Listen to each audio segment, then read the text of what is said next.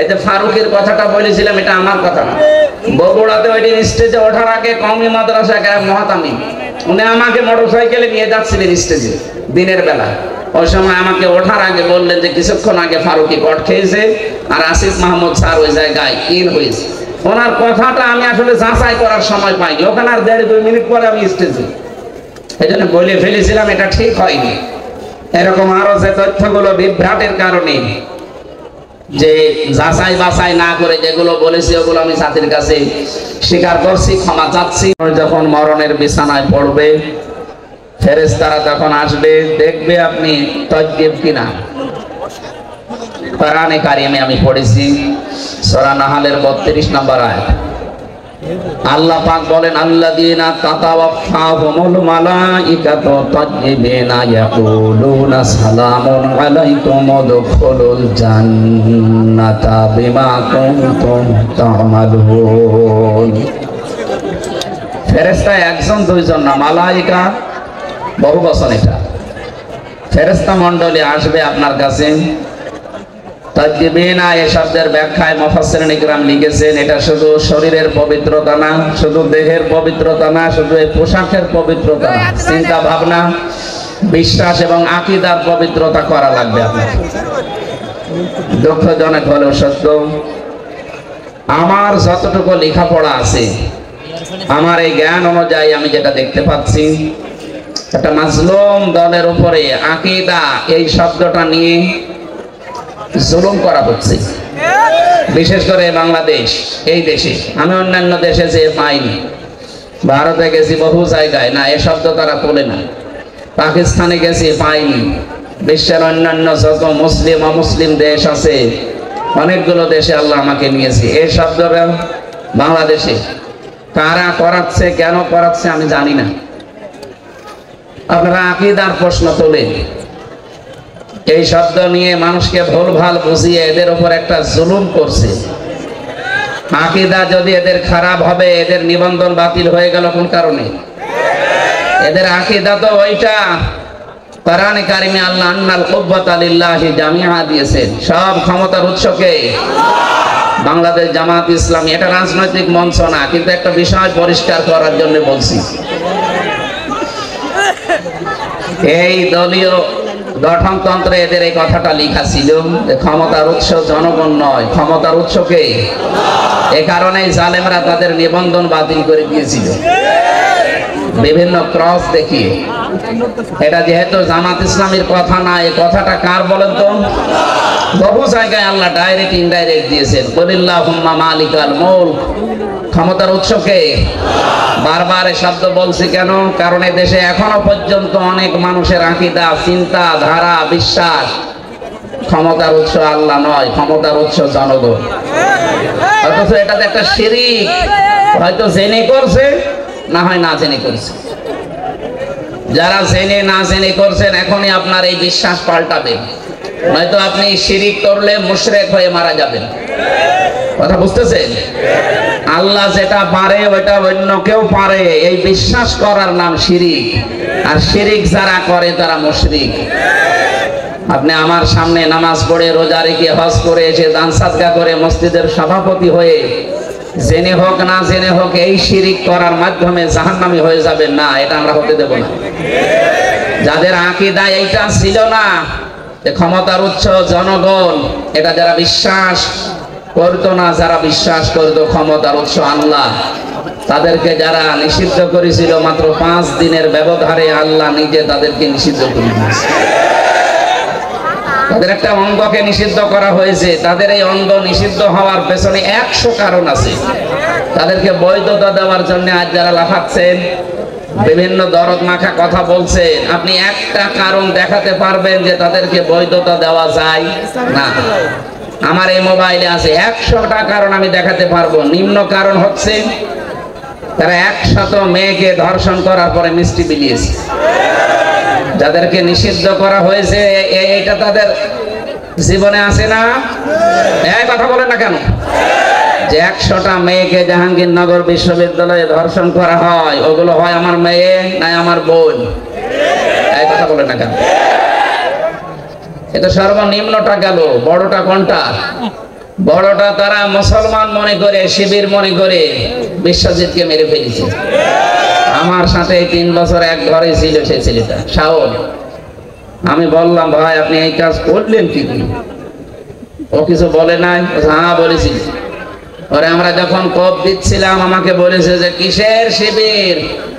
আমি তো হাফ হাতাই না, আমি ফুল হাতা। তারপরে ওরে আমরা ছাড়ি নাই। ফুল হাতা বোঝে? আমি আগে বুঝতাম না, ওই দিন ওর কথা শুনে বুঝলাম যে ফুল হাতা কি। আমাদের যিনি জেলার ছিল দেবদুলাল, যখনই আসতো মানুষ সব দাঁড়িয়ে বলতো ফুল হাতা আসতেছে। আমরা যেহেতু ওখানে 100 জনের প্রায় 96 ভাগই, 100 জনের মনে হয় 96 জন আমরা মুসলমান ছিলাম, বাকি 4 জন 5 জন হয়তো অন্যান্য ধর্মের ছিল। অন্য ধর্মে যারা আছে তারা তো আর হাফ হাতা না ফুল হাতা? হাফ হাতা, তারা ফুল হাতা। বলেন তো, যারা ফুল হাতাকেও ছেড়ে দেয় না, শিবির মনে করে মেরে ফেলে, সেই জায়গায় তাদের অপরাধ আর কোথায় পৌঁছাবে? মানুষ হত্যা করলে 5টা অপরাধ আল্লাহ নিজে বলেন, আমায়াকুল মুমিনাম মুতাআম্মিদান ফাজাযাউহু জাহান্নাম। প্রথম পুরস্কারই আল্লাহ তাকে দেবে জাহান্নামে। সুতরাং জুলাই আগস্টের গণহত্যার সাথে যারা জড়িত তারা তো 1টা 2টা না, 3732 জন মানুষ মেরে ফেলেছে। কোনো কারণ দেখাতে পারবেন না যেদের এই কারণে মারলাম, না, বিনা কারণে। আদালত কর্তৃক কোনো বিচারণায় কর্তৃক কোনো ফাঁসির রায় হয়েছিল এই 3732 জনের পক্ষে? না। কেন আপনি মেরে ফেললেন? যারা এর সাথে জড়িত টপ টু বটম যেই হোক, হয় কেউ ডাইরেক্ট কেউ ইনডাইরেক্ট, প্রত্যেকের পুরস্কার আল্লাহ দেবেন জাহান্নামে।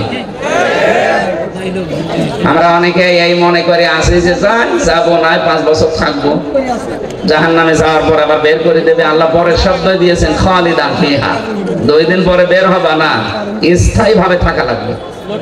এই খালিদান ফিহা স্থায়ী ভাবে থাকা লাগবে। কতদিন এটা আর বলা নেই। বলেন তো, এটা আর বলা নেই। ফাঁসির যাদের রায় হয়, যে মানুষগুলো যাবজ্জীবন পায়, এ সর্বনিম্ন 30 বছর জেল খাটা লাগে। কাজকর্ম করে দিলে 22 বছর, এর নিচে নেই। 22 বছর আপনাকে খাটাই লাগবে। তাও তো একটা নির্দিষ্ট মেয়াদ আছে যে 22 বছর বা 30 বছর পরে আপনি বের হবেন।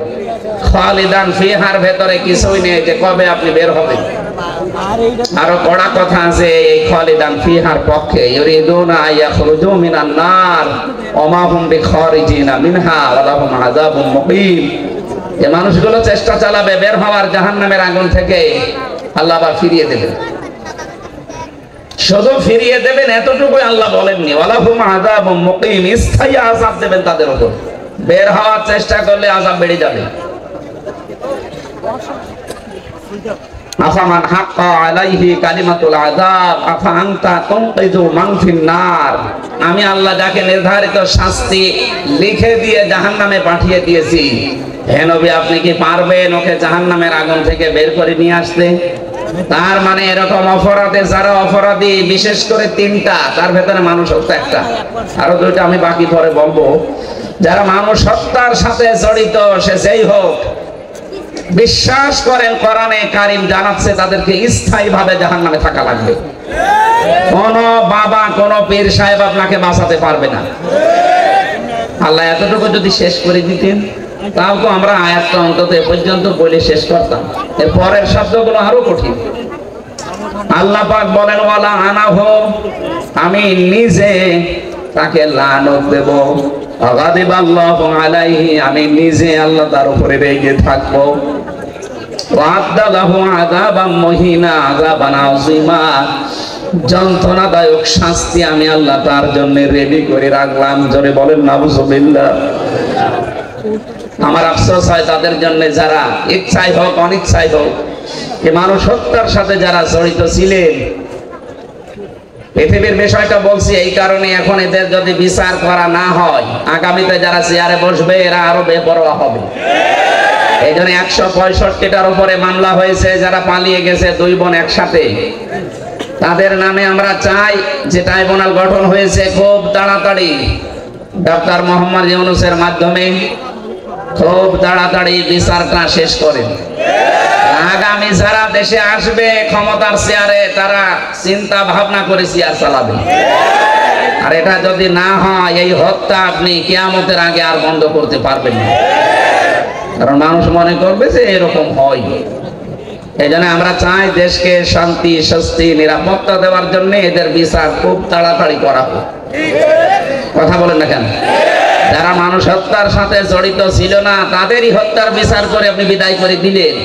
আর যারা সরাসরি বিচার করার জন্য একেবারে উপযুক্ত, আপনি নিজের জ্ঞান থেকে একেবারে বিবেক দিয়ে বলেন, যাদের বিচার করা হয়েছিল মানুষ হত্যার দায়ে, ধর্ষণের দায়ে, সাক্ষী ছিল না, সোনা সাক্ষী ছিল। জন্ম নিয়েছে ৭৫-এ, সাক্ষী দিয়েছে ৭১-এ, এরকম ছিল না? কিন্তু এখন যাদের বিচারের জন্য আন্তর্জাতিক অপরাধ ট্রাইব্যুনাল সাজানো হয়েছে, একটারও সোনা সাক্ষী লাগবে না, সব দেখা সাক্ষী। হাজারো প্রমাণ হাতে নিয়ে ঘুরতেছে বাংলাদেশের বহু মানুষ। শুধু ডাকবেন, পিপিলিকার মতো চলে যাবে। এজন্য আমরা চাই আগামী বাংলাদেশ নিরাপদ। যদি আমরা উপহার দিতে চাই, যে নিরাপত্তা দিতে চাই, এই হত্যার সাথে যারা জড়িত খুব তাড়াতাড়ি তাদের বিচার করে এইটা ক্লোজ করে। এই কথা বলেন না কেন? আগামী কিয়ামত পর্যন্ত এই দেশে আর বিনা কারণে কাউকে কেউ হত্যা করার জন্য সাহস পাবে না। আমার প্রথম শব্দ ছিল, এ কোরআনে কারিমের মাহফিলে যারা আমরা এসেছি, আজকে কষ্ট স্বীকার করে যারা বসে আছি, অবশ্যই কিছু নিয়ে আজকে যাব। তেলাওয়াতকৃত আয়াতে অনেক তথ্য আছে, আমরা চিন্তা ভাবনা করে তাফসীর আকারে কথা বলবো ইনশাআল্লাহ। সুতরাং যে মানুষগুলো এগুলোর সাথে জড়িত ছিলেন, আপনারা যদি তাওবা করতে চান, হত্যার যে শাস্তি আছে, এই শাস্তি আপনাকে পাওয়া লাগবে। কি অনেকে এখন দেখছে বিভিন্ন দেশে বিভিন্ন জায়গায় যে তাওবা করছে, বলছে আস্তাগফিরুল্লাহ, ভুল হয়ে গেছে, আমাদের আবার ফিরিয়ে নিয়ে আসেন, আমরা এবার একেবারে ভালো হয়ে যাব। আমার মনে হচ্ছে কিয়ামত কায়েম হয়ে গেছে, কিয়ামতের ময়দানে কিছু মানুষ এই কথা বলবে, লাআল্লি আমালু সালিহান ফিমা তারাকতু কাল্লা। আল্লাহ পাক বলেন, ওই সময় আমাকে বলবে, মাবুদ আমাদেরকে আরেকটু সময় দাও, এবার যদি দুনিয়ায় যেতে পারি একেবারে ভালো মানুষ হয়ে যাব। আল্লাহ বলেন, কাল্লা, কখনো না। ইন্নাহা কাইলুন, এটা তো তোর কথার কথা।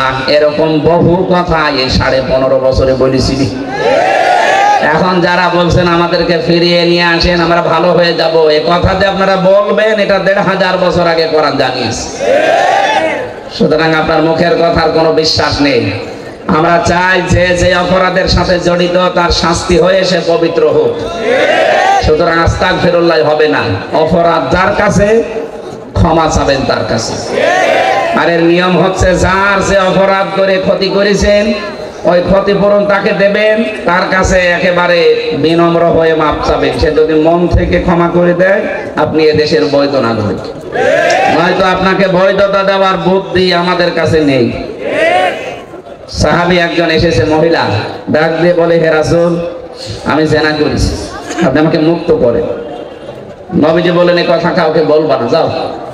ও আবার সামনে এসে বলে, হে রাসূল, আমি জিনা করেছি।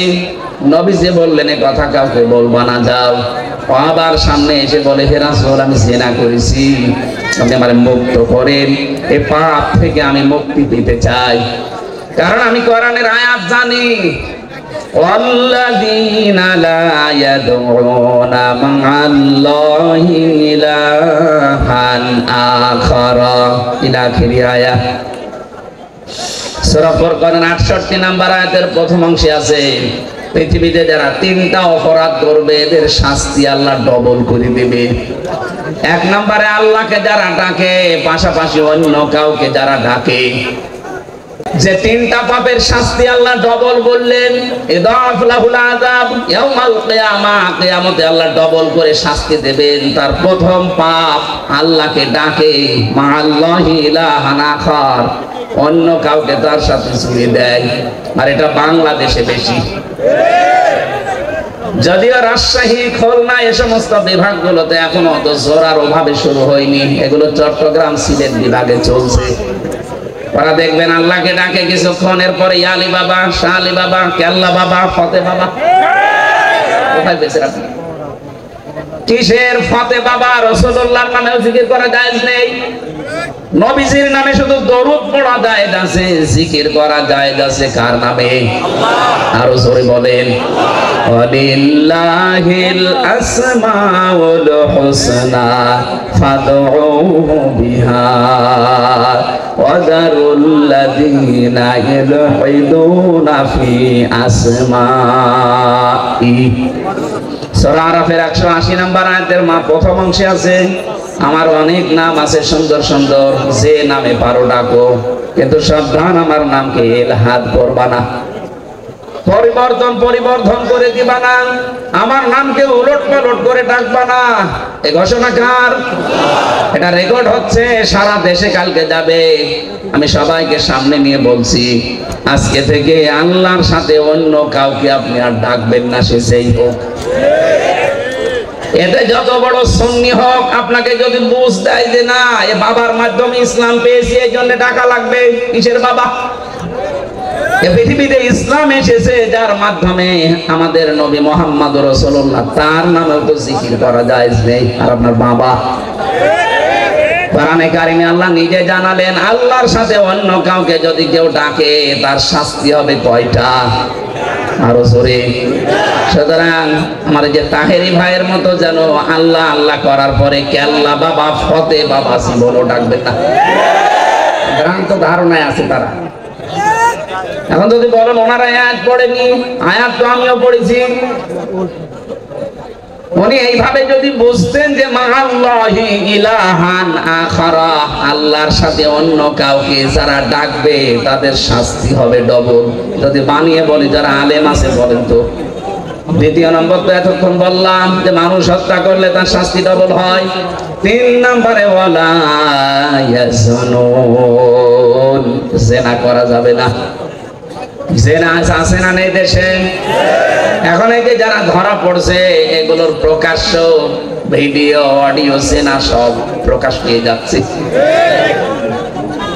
আপনি চিন্তা করেন, 80 বছর 85 বছর বয়স, তার হাতের জেনা, মুখের জেনা, বাকিটা নাই বললাম।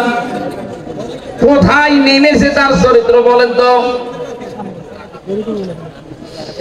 জেনা থেকে বাঁচার জন্য একটা ঔষধ বলছি, যেহেতু সবার জীবনে যৌবন আছে, আসতে পারে এরকম, আল্লাহ পাক নিজেই 2টা ঔষধ দিয়েছেন, আজকে থেকে আপনি প্রয়োগ করবেন। সূরা নূর 30 নম্বর আয়াত, লিল মুমিনিনা ইয়াগুদ্দু মিন আবসারিহিম ওয়া ইয়াহফাযু ফুরুজাহুম যালিকা আযকা লাহুম ইন্নাল্লাহা খাবীরুম বিমা ইয়াসনাউন। আমি যুবক মানুষ, আমি সহ যত মানুষ এখানে আছি, এই শাস্তি কিন্তু ডবল হবে যদি জেনা আপনার জীবনে থাকে। 1 নম্বরে, হে নবী আপনি মুমিন না পুরুষদেরকে বলেন তারা যেন চক্ষুনে নিম্নগামী করে রাখে পরনারী থেকে। তাহলে আজকে থেকে ওষুধটা অ্যাপ্লাই করবেন, পরনারী দেখলেই চোখ নিম্নগামী হয়ে যাবে, সে যত সুন্দরী হোক আর কালো হোক। কথা বলেন না কেন? 2 নম্বর, ইয়াহফাযু ফুরুজাহুম, তাদের লজ্জা স্থানকে তারা যেন হেফাজত করে। এই 2টা কাজ যদি আপনি করতে পারেন, যালিকা আযকা লাহুম, এইটাই সবচাইতে পবিত্র পন্থা। আপনাকে বাকিটা আল্লাহ করবে। আমি সহ যারা আছি আজকে থেকে পরনারী, সে মোবাইলে দেখেন, কম্পিউটারে দেখেন, আর চোখের সামনে দেখেন, যেখানেই দেখবেন চোখ নিম্নগামী হবে না, আরো খুলে রাখবেন। বলেন। সুতরাং এই মুহূর্তে যাদের মোবাইলে এরকম কিছু আছে যেটা দেখলে আনন্দ লাগে, অন্য কেউ দেখলে লজ্জা লাগে, এই মুহূর্তে ডিলিট করা লাগবে। এরকম কোন মহিলার ছবি, ড্যান্স, অর্ধ উলঙ্গ, উলঙ্গ যে সিনেমাগুলো যা আছে, যার কাছে যা আছে, এই মুহূর্তে ডিলিট করেন। করেন তাড়াতাড়ি করেন, 30 সেকেন্ড সময় দিবেন। নেন। না ওয়াজ কিসের? ওয়াজ শুনতে এক্ষণে আমল করা শুরু করা লাগবে। অন্তত এখন যদি লজ্জায় কেউ নাও করেন, বাড়ি যাওয়ার সময়, বাড়ি যাওয়ার আগেই সব ডিলিট করে বাড়ি যাবেন। কারা কারা হাত তোলেন তো? দেখেন উল্টা পাল্টা লোক এখানে আছে আমি জানি।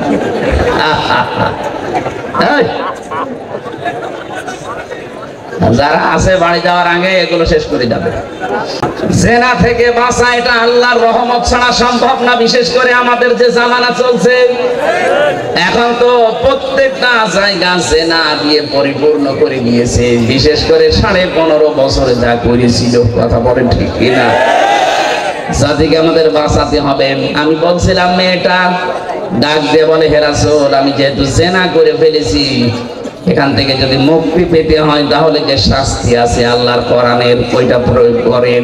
ওই শাস্তি যদি হয়ে যায়, দুনিয়াতে কোনো অপরাধের শাস্তি যদি হয়, ওই শাস্তির জন্য আল্লাহ কিয়ামতে আর বিচার সাজাবেন না। আপনি যদি আজ চুরি করেছেন, যদি হাত কেটে দেওয়া হয় তাহলে কিয়ামতে এই বিচার আল্লাহ করবে না। মানুষ হত্যা করেছেন, দুনিয়ায় যদি আপনাকে মেরে ফেলা হয় বা বিয়ত দিয়ে যদি আপনি পার পেয়ে যান, তাহলে আপনাকে কিয়ামতের দিন আল্লাহ আর বিচার করবে না। জেনা করেছেন, বিচার হয়ে যাক, কিয়ামতে আল্লাহ এই বিচার আর করবে না। তাহলে আমার প্রশ্ন হচ্ছে, যারা 15.5 বছরে জুলুম, অত্যাচার, নির্যাতন, গুম, খুন, আয়না ঘরের সাথে যারা জড়িত, তারা এই অপরাধগুলো যদি মাফ করাতে চান, যার কাছে অপরাধ করেছেন তার কাছে স্বীকার করে ওর ক্ষতিপূরণ দিয়ে দেন। আমি কথা বোঝাতে পেরেছি? আপনি আয়না ঘরে রেখেছিলেন যাদেরকে, তাদের কাছে যেয়ে বলেন যে তোমার বিশাল ক্ষতি করে দিলাম।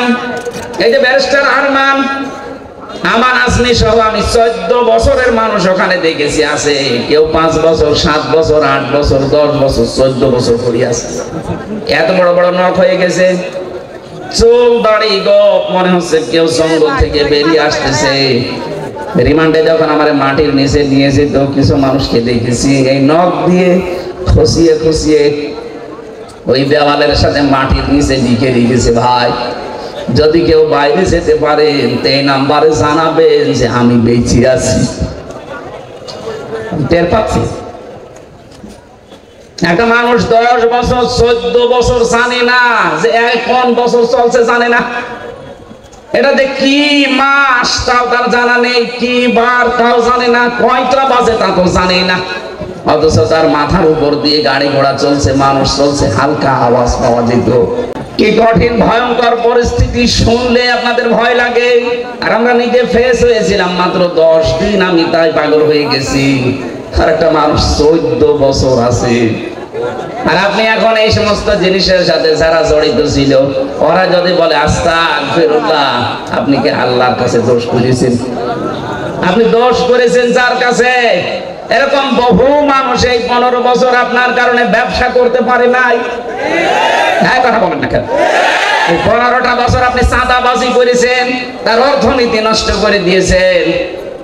বহু মানুষকে 15 বছর তার জায়গা মতো উঠতে দেননি। এটা বানিয়ে বললাম? বহু মানুষ উপরের চেয়ারে ওঠার কথা ছিল, আপনি এই 15 বছরে তাকে উঠতে দেননি।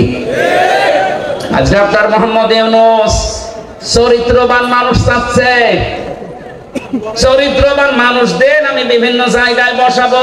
আজ আমরা দিতে পারছি না, কারণ 15.5 বছরের চরিত্রবান মানুষ এখানে উঠবে, ওই চেয়ার গুলোকে চরিত্রহীন মানুষ দিয়ে ভর্তি করে রেখেছিলেন। মানুষগুলোকে তো উঠতে দেননি, এরা জায়গা মতো যাবে কি করে? এদের যে বিশাল ক্ষতি করে দিলেন 15.5 বছরে। এখন কাবার গিলাফ ধরেও যদি বলেন আস্তাগফিরুল্লাহ, জীবনও মাফ হবে না। মাফ হওয়ার একটা পদ্ধতি আছে, যে মানুষগুলোর ক্ষতি করে দিলেন জীবনের, এদের এই জীবনের ক্ষতিপূরণ দেওয়া লাগবে। আমি আশা করছি আমার কথার ইঙ্গিতে আপনি বুঝেছেন যে কি ক্ষমা কি করে চাওয়া লাগে। অপরাধ করেছেন একজনের কাছে আর মাফ চাচ্ছেন আপনি আর একজনের কাছে।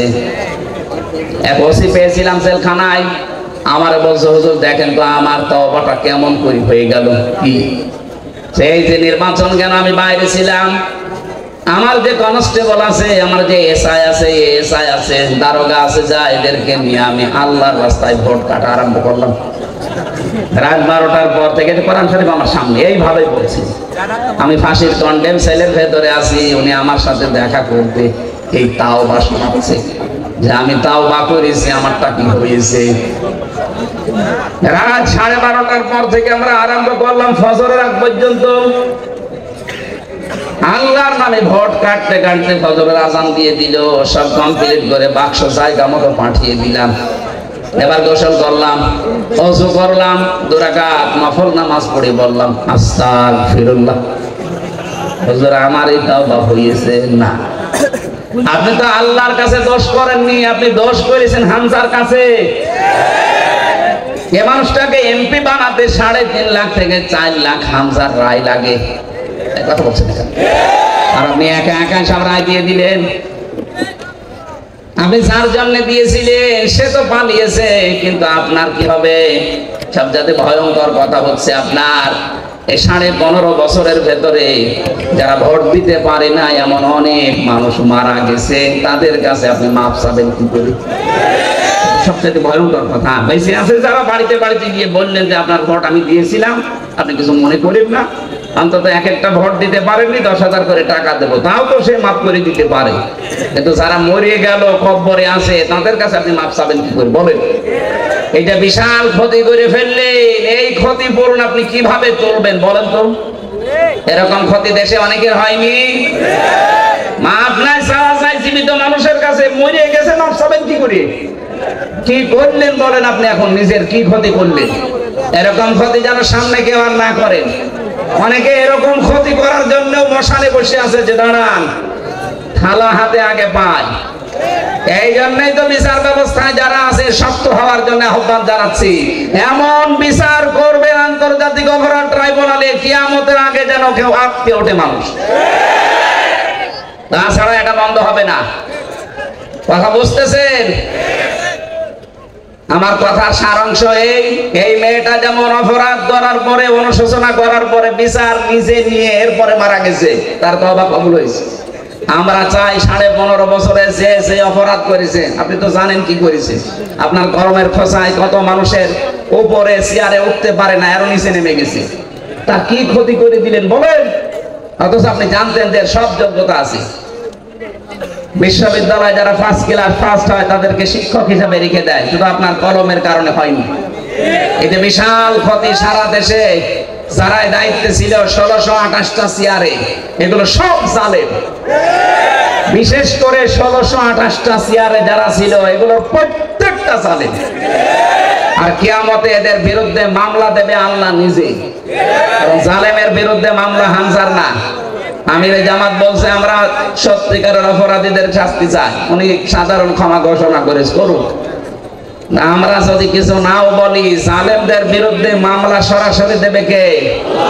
ইন্নামাস সাবিলু আলাল্লাযিনা ইয়াজলিমুনা নাস, সূরা শূরা 42 নম্বর আয়াত। আল্লাহ বলেন আমি নিজে জালেমদের বিরুদ্ধে মামলা দেব। এই কথাটা কত ভয়ঙ্কর টের পাচ্ছেন? যিনি বিচারপতি তিনি মামলার বাদী। এই জন্য আপনার জন্য আফসোস করা ছাড়া আমাদের আর কিছু করার নেই। আপনার জন্য ক্ষমা চাইলেও ক্ষমা হবে না, কারণ জালেমদেরকে আল্লাহ হেদায়েত দিচ্ছে না, দেবেও না। আল্লাহু লা ইয়াহদিল কওমাজ জালিমিন। ইয়াহদি এটা মুজারি, বর্তমান ভবিষ্যৎ, প্রেজেন্ট ফিউচার। এই জন্য জালেমদের জন্য আফসোস, সামনে যেন কেউ আবার জালেম না হয়ে যায়। কথা বলো না কেন? আমরা দেখতে পাচ্ছি বাংলাদেশে এখনো বুঝে হোক না বুঝে হোক, আবেগে হোক আর যেভাবে হোক, অনেকেই জালেম হওয়ার জন্য চেষ্টায় আছে। না, আপনি জালেম হবেন না, মাজলুম হন। মাজলুম হলে অসুবিধা নেই, কিন্তু জালেম হলে খবর আছে, আল্লাহর মামলার আসামি হয়ে যাবেন। জান্নাত হারাম আপনার জন্য। চিন্তা চেতনার পবিত্রতা দরকার আমাদের। আমি তাজ্জিবিন শব্দ থেকে এসেছিলাম। আজ যাদের সবচাইতে বড় পবিত্র তাদের বিশ্বাস আকীদার, তাদের উপরে আপনি এই শব্দটাকে পুরা উল্টিয়ে বলছেন আপনার আকীদা খারাপ। এটা একটা জুলুম তাদের উপরে। এই কথা বললেন না কেন? তাদের আকীদা যদি খারাপ হবে, যে মানুষগুলোকে আপনি বিদায় করলেন, এদের প্রত্যেকের কাছে এই অফার ছিল যে আপনি শুধু দলটা ছেড়ে দেন, তাহলে আপনার ফাঁসির রশি গলায় থাকবে না, ফুলের রশি আসবে। ওরা বলেছিল না, যে আকীদায় আছি ইয়াকুলুনা তাজ্জিবিনা সালামুন আলাইকুম উদখুলুল জান্নাহ, এটা আমরা দেখতে পাচ্ছি। সুতরাং না, জীবনেও পাল্টাবো না। এই কারণে তাদের ফুলের মালা থেকে ফাঁসির মালা পর্যন্ত চলে এসেছে। নিজের আকীদা বিশ্বাস তারা পাল্টায়নি। আর আপনি জীবনে কোনোদিন ফাঁসির রশি দেখানোনি, ফতোয়া দিয়ে যাচ্ছেন আপনার আকীদা খারাপ। আকীদা খারাপ হলে তারা এখনো বেঁচে থাকতো আমাদের মাঝে। এই কথা বলে না কেন? রাজার হালে থাকতো। কোরআনের পাখি শহীদ আল্লামা দেলাওয়ার হোসাইন সাইদি রহমতুল্লাহ আলাইহি এই ময়দানে তিনি 24 বছর এসেছিলেন একাধারে। আমি ছেলের এই 3 বছরে মাত্র একদিন তার সাথে ছিলাম। তার কাছে বহু অফার এসেছিল, আমার ভালোভাবে চেনে না, ওনার মানে অনেক কিছুই তো দুর্বল হয়ে গেছে।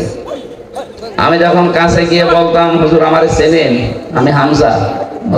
ওই যে বাশার আলামিন হামজা, তার মানে ওনার ছেলে শামীম সাইদি, মাসুদ সাইদি ভাই কয়েকজনের নাম বলতো, যে এখন বাইরে এরা কথা বলছে, বাশার ভাই, আলামিন ভাই, হামজা ভাই। তো হামজা ওই দিন আমাকে 10 মিনিট কথা বলেছিলেন। তিনি কয়েকটা কথা বলেছিলেন ওই দিন, আমার এখন মনে পড়ছে। ওনাকে অফার দেওয়া হয়েছিল, শুধু আপনি এই যে আকীদা খারাপ যাদের বলেন, এই দলটা শুধু ছেড়ে দেন, আপনি নিজে একটা দল করেন, নিজে একটা দল করে আপনি নিজেই সভাপতি হয়ে যান। বাংলাদেশে বহু দল এরকম আছে না, দুনিয়ার স্বার্থ পেয়ে নিজে দল খুলেছে, খালি নিজের সভাপতি আর ছেলে সেক্রেটারি, আর কেউ নেই। বানিয়ে বললাম, এদেশে বহু দল এরকম আছে, শুধু নিজের সভাপতি আর ছেলে সেক্রেটারি। বাংলাদেশের একটা লোক নেই। উনি যদি নিজেও এই দলটা খুলে সভাপতি হতেন, নিজের সভাপতি ছেলে সেক্রেটারি না, লক্ষ লক্ষ মানুষ পেতেন, সে বুঝে হোক আর না বুঝে হোক। এক কথা বলে না কেন? কিন্তু আকীদা খারাপ এই জিকির করে করে এদের উপর আপনি জুলুম করছেন, আপনি থামবেন। আমি জানি আপনার পরিবর্তন হবে না, কারণ আপনার অন্তরে মোহর মারা। যারা নির্দোষ মানুষের উপরে কোনো দোষ চাপিয়ে দেয়, ভালোভাবে শুনবেন, যারা নির্দোষ মানুষের উপরে কোনো দোষ চাপিয়ে দেয়, সে যেন নিজে প্রকাশ্য পাপের বোঝা বহন করে ঘুরে বেড়ায়। সুতরাং বাংলাদেশে বহু আলেম ওলামা, বহু আল্লামা এরকম বাংলা শিক্ষিত মানুষের প্রতি, এই যে সোহেল ভাই জীবনে মাদ্রাসায় পড়েছে, এরকম একটা বাংলা শিক্ষিত মানুষদের আকীদার উপরে আপনি আন্দাজে মিথ্যা তহমত দিয়ে দিলেন যে ওর আকীদা ভালো না। সূরা নিসা 112 নম্বর আয়াত অনুযায়ী আপনি পাপের বোঝা কিয়ামতে বহন করে নিয়ে বেড়াবেন। হ্যাঁ, দুনিয়াতে আল্লাহ শাস্তি আপনাকে দেবে, ওই ব্যবস্থা এখন আল্লাহ করছে না। তাই ইমাম আহমদ ইবনে হাম্বলের জামানায় আমরা দেখেছিলাম, কিতাবে পড়েছি, 2 মহিলা, একজন মারা যাওয়ার পরে আরেকজন এসে লাশ ধোয়াতে গিয়ে এই হাত আটকিয়ে গেছে তার রানের উপরে। কয়েক ঘন্টা পর্যন্ত আর নড়াচড়া নেই, হাত তুলতে পারেনি। এলাকার যিনি ইমাম তাকে বলছে কি করা যায়। উনি গ্রাম্য মানুষ, ফতোয়া দিয়েছে, এক কাজ করেন, জীবিত মানুষের হাত তো কাটা যাবে না, মেয়ে লোক যেটা মরে গেছে ওরা ওই জায়গায় চামড়া কেটে ফেলে, কিন্তু এমন জায়গা এই রানের উপরে, নাভির নিচে হাঁটুর উপরে, এই জায়গায় এই কাজ করলেও হতো। কিন্তু যিনি মারা গেছেন তার স্বামী বলছে, না আমার স্ত্রী মরে গেছে আর এখন চামড়া কাটবেন, মানে দরকার হয় জীবিত মানুষের হাত কেটে ফেলে। জীবিত মানুষের স্বামী যে কি বলেন, আমরা আসলাম উপকার করার জন্য, আর এখন আমাদেরই আপনি ক্ষতি করবেন না। আমার স্ত্রী ভালো মানুষ, নেককার মানুষ, আমি আমার স্ত্রীর হাত কাটতে দেব না। আর একটু বড় ইমামের কাছে গেছে, আর একটু বড় জায়গায় গেছে, শেষ পর্যন্ত ওই দেশের প্রধান বিচারপতি ইমাম মালিক মদিনাতে থাকেন, তাকে ঘোড়ায় চড়ে প্রায় 80 কিলোমিটার দূরে এই ঘটনা নিয়ে আসলেন। ইমাম মালিক পর্দার আড়াল থেকে জিজ্ঞাসা করলেন, আমি ঘটনা বলার জন্য না, 2টা শিক্ষা দেওয়ার জন্য, খুব খেয়াল করে শুনবেন, আমাদের এখানে বহু মানুষের এরকম গোনা হচ্ছে, তাই বলছি। ইমাম মালিক জিজ্ঞাসা করলেন, মেয়ে কি করেছো বলো। মেয়েটা বলেন, ইমাম আমি কিচ্ছু করি নাই, আপনি আমাকে বাঁচান। ইমাম বলে, হ্যাঁ আমি বাঁচাতে পারি, যা যা হয়েছে তাই তাই তোমাকে সত্যি বলা লাগবে। বলে, হ্যাঁ আমি সব বলবো, বলো। আমি আসলাম বাড়ি থেকে, মেয়েটাকে চাদর দিয়ে চারদিকে ঘিরে নেওয়া আছে, তার প্রসাব পায়খানা পরিষ্কার করিয়ে আমি শুধু রানের উপরে হাত দেওয়ার সময় একটা মন্তব্য করেছিলাম। মন্তব্যটায় মারা যাওয়ার কিছুদিন আগে একটা পুরুষের সাথে বাড়িতে ঢুকতে দেখেছিলাম আমি, কিন্তু পুরুষটা কে এটা আমি ধারণায় আমার আসে নাই, চিন্তায় আসে নাই। পরবর্তীতে এই যে হাত লেগে যাওয়ার পর যখন সব দিকে হইচই পড়ে গেছে, তখন তার ছেলে আর স্বামীকে জিজ্ঞাসা করা হয়েছে যে এই কাজটা আমি করে ফেলেছি। আমি কিন্তু একটা ধারণা করেছিলাম এই মহিলার উপরে, কিছুদিন আগে, খুব বেশি হলো আজকে থেকে 7 দিন আগে, একটা পুরুষের সাথে তাকে আমি বাড়িতে প্রবেশ করতে দেখেছি। আমি ধারণা করেছিলাম তোমার উপরে তো ফিটফাট ভালোই লাগে, ভেতরে চরিত্র এত খারাপ পুরুষের সাথে, অথচ এটা ছিল তার আপন ভাইয়ের ছেলে। ভাইয়ের ছেলে, তার জন্য কি হয় বলেন তো? ফুফু। কি হয়? 14 জন পুরুষের সাথে একজন মহিলার দেখা করা যায় যাচ্ছে, তার ভেতরে এটা একটা। কথা বলেন না কেন? 14 জন পুরুষের সাথে একজন মহিলার দেখা করা যায় যাচ্ছে, তার ভেতরে এটা একটা। নিজের আপন ভাইয়ের ছেলে, আপন বোনের ছেলে, এদের সাথে দেখা করা ফুফুর জন্য, খালার জন্য জায়েজ নেই? বলেন বলেন। তা আমি তো পর পুরুষ মনে করে আন্দাজে ধারণা করেছি, নিক্ষেপ করার কারণে আমার মনে হয় আল্লাহ হাত আটকিয়ে দিয়েছে। ইমাম মালিক বললেন, হ্যাঁ, এটা আমি ধারণা করছি। কোরআনে কারিম এরকম একটা কথা আল্লাহ জানিয়েছেন, ওমাইয়া কেসেবে খতিআতান আও ইসমান সুম্মা ইয়ারমি বিহি বারিআন ফাকাদ ইহতামালা বুহতানা ওয়া ইসমান মুবিনা। দুনিয়াতে এমন বহু মানুষ আছে, নিজে পাপ করে, নিজে অন্যায় করে, আর অন্যায়টা যখন সংগঠিত হয়ে যায়, তখন একটা নিরপরাধ ভালো নির্দোষ মানুষের উপরে দোষটা চাপিয়ে নিজে ভালো সাজে। সে যেন প্রকাশ্য পাপের বোঝা বহন করে নিয়ে বেড়াচ্ছে।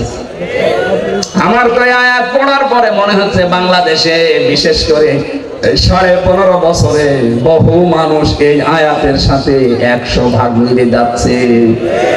নিজে অন্যায় করে, নিজে রাতের বেলা গাছ কাটে, নিজে রাতের বেলা গাড়িতে আগুন লাগায়, আর ভালো মানুষের উপরে দোষটা চাপিয়ে তাকে ধরিয়ে দেয়।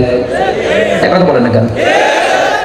ভালো মানুষ ঘুমিয়ে আছে ঘরে, চোখ খুলে দেখছি থানার হাজতে, কি গো তুই গাছ কেটেছিস? তখন স্বপ্নে। এটা হয়েছে না বানিয়ে বললাম? কখন কাটলাম? আমি তো ঘরে ঘুমিয়েছিলাম, ওই ঘুমের ভেতরে স্বপ্নে। এজন্য মামলা ওরকম স্বপ্নের মামলা, গায়েবী মামলা। এক একজনের নামে 300, 500, 550 পর্যন্ত মামলা দেখেছি। সত্যি মামলা হলে 5টার বেশি তো দিতে পারেন না। 550 মামলা কিভাবে দিলেন? ওই স্বপ্নে। কি করেছেন বলেন তো আপনি? এই 3 বছরে বহু মানুষ আমাকে এসে বলছে, ওজন আমার মামলা 313টা। মনে হচ্ছে বদরের সাহাবীদের উনি পুষিয়ে ফেলেছেন। ইমাম মালিক ডাক দিয়ে বললেন, আল্লাহর বান্দি, তুমি যে অপরাধ করেছো, এই যে আন্দাজে একটা নিরপরাধ মানুষের উপরে এটা নিক্ষেপ করার কারণে তুমি পাপের বোঝা বহন করে এখন নিয়ে বেড়াচ্ছ, আল্লাহ আটকিয়েছে এই কারণে। হ্যাঁ, তোমাকে মুক্তি দিতে পারি, 2টা শর্ত মানা লাগবে। কোরআনে কারীম জানাচ্ছে, ওয়াল্লাযীনা ইয়ারমুনাল মুহসানাতি সুম্মা লাম ইয়াতু বিআরবা'াতি শুহাদা ফাজলিদুহুম সামানিনা জালদান জালদাতান ওয়ালা তাকবালু লাহুম শাহাদাতান আবাদা ওয়া উলাইকা হুমুল ফাসিকুন। সূরা নূরের 4 নম্বর আয়াতে আল্লাহ 2টা তথ্য দিয়েছেন। আল্লাযীনা ইয়ারমুনাল মুহসানাত, যারা নেককার সতী সাধবী নারীর উপরে জেনার তহমত লাগায়, অপবাদ দেয় ব্যভিচারের, সুম্মা লাম ইয়াতু বিআরবা'াতি শুহাদা, 4 জন সাক্ষী জোগাড় করতে পারে না। আল্লাহ বলেন, ফাজলিদুহুম সামানিনা জালদা, তাদের প্রথম শাস্তি 80টা বেত মারা লাগবে। 2 নম্বরে ওয়ালা তাকবালু লাহুম শাহাদাতান আবাদা, কখনো তাদের সাক্ষী আর এই দুনিয়ায় গ্রহণ করা হবে না। তুমি যেহেতু অপরাধ করে ফেলেছো, বিনা কারণে একটা নিরপরাধ নেককার মহিলার উপরে জেনার এই তহমত লাগিয়েছো ধারণার মাধ্যমে, সুতরাং তোমাকে 2টা, 1 নম্বরে 4 জন সাক্ষী জোগাড় করা লাগবে। কোথায় পাবে? সাক্ষী আছে? এটা যখন নেই, তোমার 2য় নম্বর প্রথম নম্বর, সাক্ষী যখন নেই তাহলে এই শাস্তি পাওয়া লাগবে। আর দুনিয়ায় যতদিন বেঁচে আছো কোনোদিন তোমার সাক্ষী গ্রহণ করা হবে না। বাংলাদেশে আয়াতটা যদি সংসদে কায়েম থাকতো, আল্লাহর কসম এদেশের বহু মিথ্যা মামলা এমনি মিটে যেত, কারণ সাক্ষী জোগাড় করতে পারতেন না। দুই নম্বরে, যারা সাক্ষী ঠিক পর্যন্ত দিতে পারবে না এই মানুষগুলোর কোনোদিন তাদের পক্ষে আর সাক্ষী দেওয়া বৈধ নেই, জায়েজ নেই, তাদের সাক্ষী আর গ্রহণ করা হতো না। আমার মামলার যারা আয়ু ছিল বলেন তো, কয়েকদিন আগে আমার মামলা সব খারিজ হয়ে গেছে, আদালত কর্তৃক প্রমাণিত যে আমি নির্দোষ, আমার কোনো দোষ নেই। তাহলে বিনা কারণে মামলার আয়ু থেকে যারা পালিয়েছে 2 বোন মিলে ওনাদের পর্যন্ত এই মামলা সংগ্রাম একেবারে পর্যন্ত টকটবটন, যারা জড়িত এই মিথ্যা মামলা দিয়ে আমাকে 3টা বছর নষ্ট করে দিলেন জীবন থেকে। কথা বলেন না কেন? শুধু আমাকেই তো শেষ করেননি, আমার পরিবারটা, আমার 2টা মেয়ে, স্ত্রী, মা, বাবা, আরো আমার হিতাকাঙ্ক্ষী যারা এই মানুষগুলোকেও কষ্ট দিয়েছেন। দেশে কোরআনের জন্য আমাকে যারাই ভালোবাসতো সবাই কষ্ট পেয়েছে 3 বছর। তাহলে এই কাজটা যারা করলেন, আপনি তো সাক্ষী একটা জোগাড় করতে পারেননি। যাদের নাম দিয়েছিলেন সাক্ষীতে, আগস্টের 5 তারিখের পরে তারা বলছে ওগুলো সাক্ষী না, আমরা দেব না, আমরা মানি না। টাকা পেয়েছিলেন, টাকা খেয়ে শোধ। সাক্ষী তারা তো দিল না, মামলা খারিজ হয়ে গেল। এমনকি ওই দিন আমি দেখেছি, আমি আদালতে নিজে দাঁড়িয়েছিলাম, জজ সাহেব এগুলো দেখার পরে বলছে কি দেখে বিচার করবো, তো কোনো মাল নেই, যান সব খারিজ করে দিলাম। মনে মনে বলছিলাম যে স্যার এই 3 বছর তো মামলা আপনার কাছে ছিল, তখন তো বলেননি মাল নেই, হঠাৎ করে এখন বলছেন যে মাল নেই। মানে এই কথাই আমাকে বলতো, হুজুর কিছু করার নেই, হাত বাঁধা ছিল। কথা বলছেন এখন? এতদিন পর্যন্ত হাত বাঁধা ছিল, এই জন্য কিছুই বলতে পারি না। এখন হাত খোলা আছে, যা আসবে এরকম কিছু পাইলে আমি খারিজ করে দেব। ওই দিন আমাদের একবারে 9 জনকে মামলা থেকে অব্যাহতি দিয়ে দিয়েছে। আমরা চাই এদেশে শুধু একটা হাত খোলা ছিল আর বাকি সব হাত বাঁধা ছিল। এখন যেহেতু সব হাত খোলা আছে, এই জন্য কিছুটা ন্যায় বিচার পাওয়া যাচ্ছে। আগামীতে যারা আসবে এদেশে সবার হাত যেন আবু সাঈদের মতো এভাবে খোলা থাকে। হাত খোলা থাকলে নাই বিচার পাওয়া যাবে। এই যে যারা আমার মামলার আয়ু থেকে শুরু করে যারা জড়িত, এই মানুষগুলোর সাক্ষী আর কোনোদিন গ্রহণ করা হবে না। আর নিরপরাধ মানুষের প্রতি জঙ্গি মামলা দিয়েছিলেন, যেটা আমি জানি না। আপনি যদি আমাকে বলতেন যে এই শিবির করে, জামাত করে, তাও তো একটা মেনে নেওয়া যেত, তাও তো আমি সময় অ্যাক্টিভ ছিলাম না। আর আপনি আন্দাজে এমন মামলা দিলেন, বলেন না আমি শুনিনি। যে যে অপরাধ করে না, ওই অপরাধে তাকে যদি কেউ অপরাধী বানায়, ওই অপরাধ যতদিন সে না করবে ততদিন তার মরণ হবে না। এই জন্য জঙ্গি নাটক যারা সাজিয়েছিলেন, আজ প্রায় সবগুলো তারা এই জঙ্গি মামলারই আসামি। বিশেষ করে কাউন্টার টেরোরিজমের ওই সময় যিনি প্রধান ছিলেন, তার নাম মনিরুল। এই জঙ্গি শব্দটাকে পুঁজি করে দেশে বহু মানুষকে মাটির নিচে নিয়েছে, বহু মানুষকে জীবিত অবস্থায় জান কবজ করে ফেলেছে। এটা যারা সাজিয়েছিলেন আজ দেখেন তারা এই মামলার আসামি। কোরআনের কথা যে কত বাস্তব, যে অপরাধ যে করে নাই তার উপরে যদি বিনা কারণে ওই দোষ কেউ চাপিয়ে দেয়, ওই দোষে আল্লাহ তাকে আগে দোষী করায়। এগুলো যারা জড়িত তাদেরকে আল্লাহ এই অপরাধী এখন বানাচ্ছে। আপনারা শিক্ষা নেবেন, আন্দাজে বিনা কারণে নিরপরাধ মানুষকে যেন উল্টা পাল্টা দোষ দেবেন না। কথা বলেন না কেন? এরপরও যদি কারো শিক্ষা না হয়, আমার মনে হয় ওর কপালে হেদায়েত আর নেই। তুমি যেহেতু সাক্ষী জোগাড় করতে পারো নাই, তোমার শাস্তি এখন হবে কি? 2 নম্বরে সামানিনা জালদা, 80টা বেত মারা হবে। জাল্লাদকে নিয়ে আসো। 80টা বেত চলছে, 79টা হয়ে গেছে, হাত খোলে না। জাল্লাদ বলে ইমাম কি করবো, আর একটা বাকি আছে। ইমাম সাহেব বললেন দাঁড়ান, আমি কোরআনের আয়াতে 100% বিশ্বাস করি। আল্লাহ পাক কোরআনে কারিমে জানিয়েছে ওয়া তাম্মাত কালিমাতু রাব্বিকা সিদকাও ওয়া আদলা লা মুবাদদিলা লিকালিমাতি। আমি আল্লাহ কোরআনে যত কথা দিয়েছি সব সত্য। সব কি? আরো জোরে বলেন। 2 নম্বরে ইনসাফপূর্ণ। 3 নম্বরে কোনদিন আমার কোরআনের কথা কিয়ামত পর্যন্ত কোনো পরিবর্তন হবে না, রদ বদল হবে না।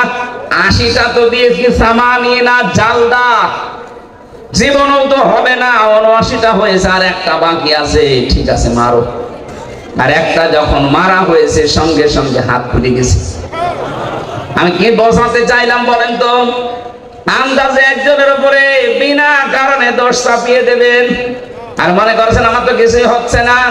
আপনি প্রকাশ্য পাপের বোঝা কিয়ামতে বহন করে নিয়ে বেড়াবেন। টের পাচ্ছেন কি বললাম?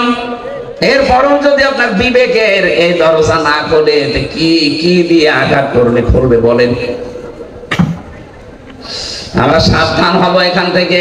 যেহেতু নসিহতমূলক কথা বলছি, এটা তো রাজনৈতিক মঞ্চ না। যারা ভুল করেছিলেন তাদের আমি পথ বললাম যে এইভাবে তাওবা করে ফিরে আসেন। আল্লাহ এরপরও যদি কাউকে পথ না দেখায়, এ দোষ কার? আল্লাহর দোষ।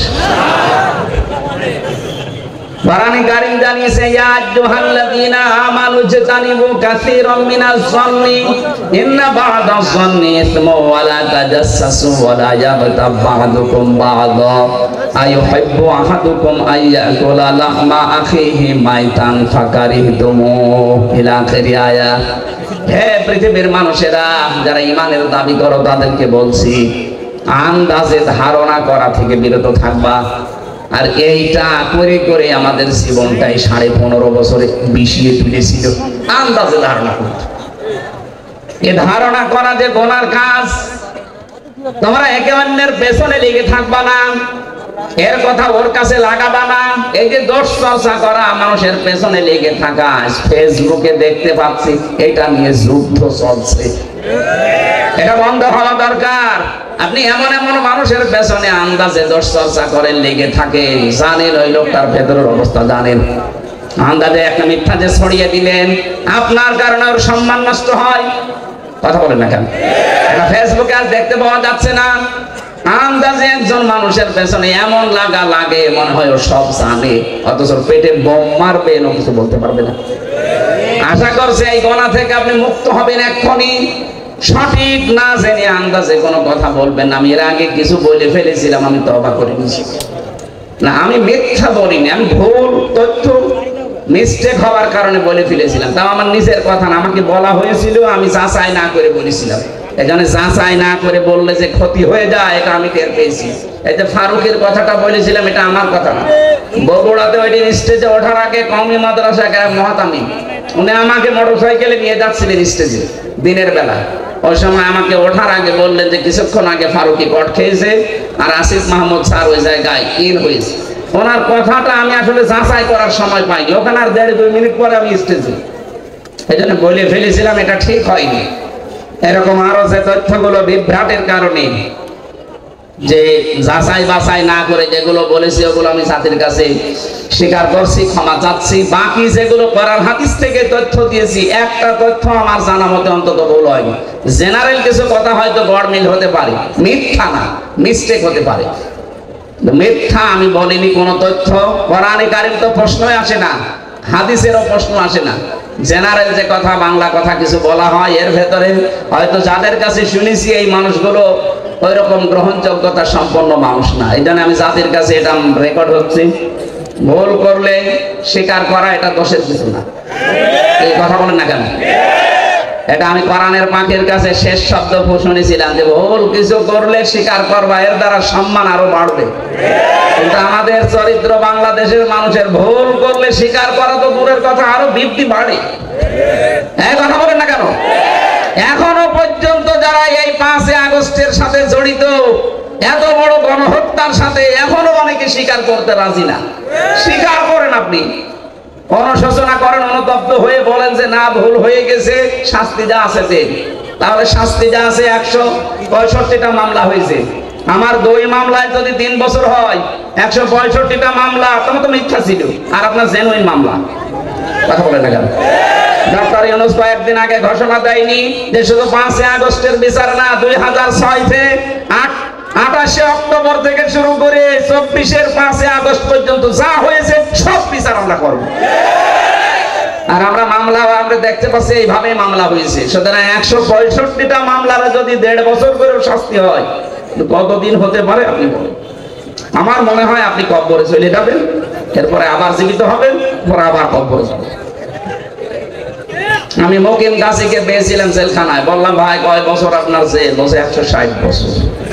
160 বছর ওর জেল, ওর হায়াত আছে অতদিন, ও কবরে চলে যাবে না, আবার জীবিত হবে, আবার জেলে যাবে, তারপরও শোধ হবে কিনা আল্লাহ জানে। আপনি যা করেছেন যদি সত্যি অনুশোচনা আসে আপনার ভেতরে, আমি যেমন ভুল করেছিলাম আমি স্বীকার করলাম, আপনি ভুল করেছেন বলেন যে হ্যাঁ এই যে 3000 2000 কে 3732 জন মানুষ হত্যার সাথে আমি জড়িত, আমার নির্দেশে 6 সাল থেকে আরম্ভ হয়েছে, বলেন না কেন, অসুবিধা কি? কারণ আপনি তো বলেছিলেন নদী বইটা নিয়ে আসে, এরা তো আর এমনি যেতে চায়নি, আপনি বলেছিলেন এরা নিয়ে গেছে, আপনি হুকুমের আসামি, এই কথা বলছেন না কেন? এটাকে আমি মিথ্যা বলছি না সত্য? এরা একেবারে পানির মতো স্বচ্ছ দেখা যাচ্ছে।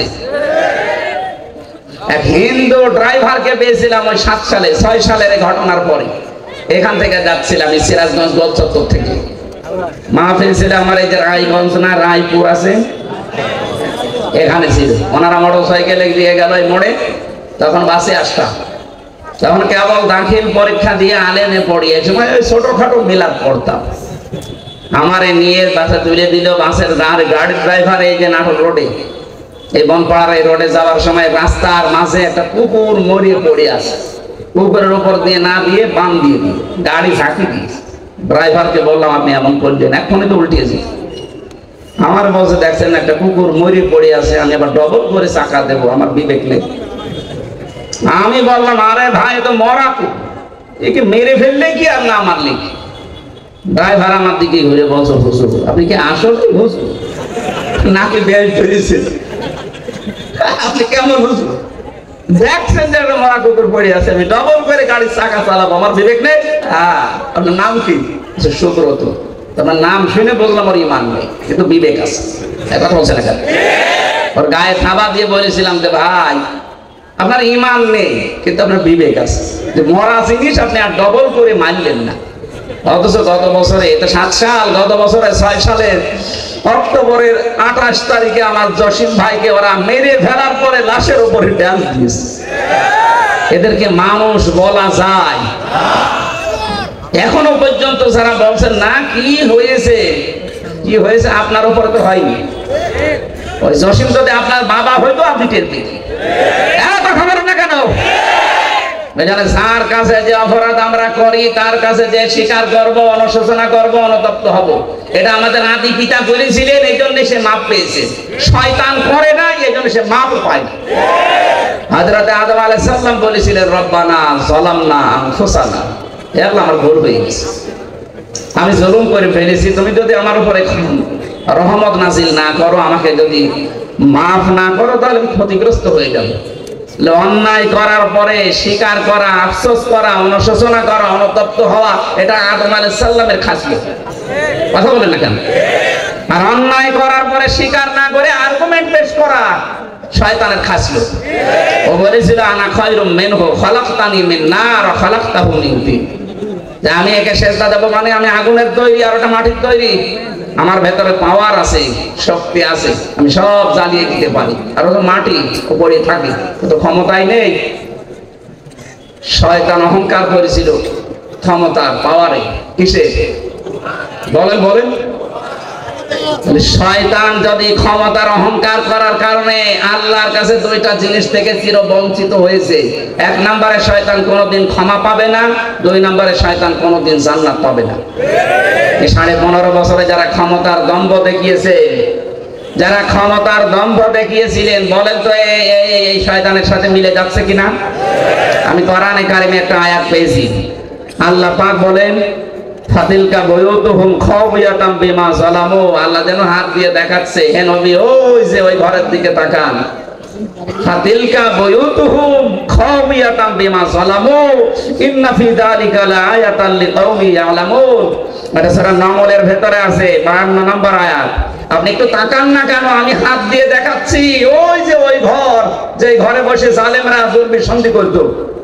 আর সারা বাংলাদেশের 64 জেলার অবস্থা এক। যেখানে যেখানে জালেমরা দুর্বিসন্ধি করেছে ইসলামপন্থী মানুষদের বিরুদ্ধে, এই ঘরগুলো আজ আল্লাহ উজাড় গৃহ বানিয়ে দিয়েছে। আমার কুষ্টিয়ার খবর বলছি, সারা দেশের অবস্থায় কিন্তু একই। আপনি তাকান, এই ঘরগুলো আজ আল্লাহ মনে হচ্ছে হাত দিয়ে দেখাচ্ছে, ওই দেখ হানিফের ঘরের দিকে তাকা, টয়লেট বানিয়ে দিয়েছে, জাতীয় টয়লেট। আবু জাহেলের বাড়ি বানিয়েছিল আন্তর্জাতিক টয়লেট, এখানে তো আর আন্তর্জাতিক মানুষ আসে না, এই জন্য এটা বানিয়েছে জাতীয় টয়লেট। ইনোর বাড়ি বানিয়ে দিয়েছে জাতীয় টয়লেট। শুধু ওর বাড়ি না, ওর চেহারা পর্যন্ত মানুষ এখন পচা ডিম মারছে। এই কথা বলেন না কেন? এর সাইড আল্লাহ কি দেখাবে আর বলেন তো? এটা তো কুষ্টিয়ার খবর বললাম, বাকি জেলাতে এর চাইতেও খারাপ অবস্থা, বিশেষ করে ঢাকা। এত জাঁকজমকপূর্ণ ছিল, কালকেই দেখলাম পেপারে, এত জাঁকজমকপূর্ণ ছিল যে জায়গাটা শুধু যেতে পারলে অনেকে চুনা খেত, সেই জায়গাটা এখন উজাড় গৃহ হয়ে গেছে। এই 3 মাসের ভেতরে সেই জায়গা মনে হচ্ছে শয়তান বাস করে। আপনি যেতে দেন এভাবে, আর কিছুদিন ওই জায়গাটা আমার মনে হয় আবু জাহেলের বাড়ির মতো আন্তর্জাতিক টয়লেট হয়ে যেতে পারে। কাবা শরীফ যখন তাওয়াফ করছিলাম 16 সালে, হঠাৎ আমি উপরে আসলাম, দেখে আমার পেটে ব্যথা করছে।